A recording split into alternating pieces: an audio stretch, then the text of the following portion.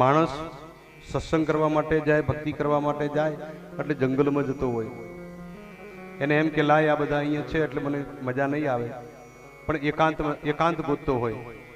ભલે આપણે એકાંતમાં જઈએ, ભક્તિ કરવા એકાંતમાં જઈએ, પણ મગજમાં મેળો હોય એનું શું?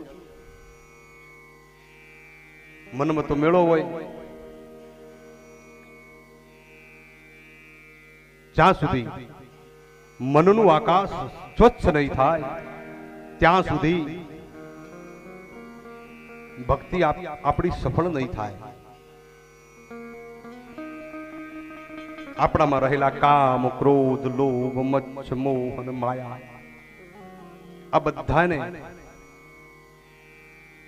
પરમાત્મા ઉપર છોડી દેવાનું કે પ્રભુ આ તારું ખેતર છે, તારા ખેતર ભળાઈ ગયું છે ને આ અંદર બધા ગુસ્સા છે, તું એની સંભાળ રાખ. એટલે આપણે પ્રભુના થઈ જવાનું. અને આપણે પ્રભુને સમર્પિત થઈએ તો પછી આપણી કાળજી પ્રભુ જ રાખવાના છે.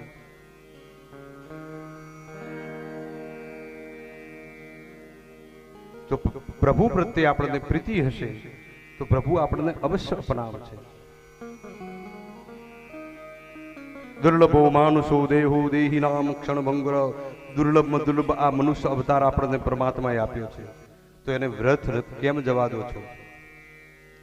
क्या भरोसा है इस जिंदगी का, साथ देती नहीं वो किसी का. क्या भरोसा है इस जिंदगी का, साथ देती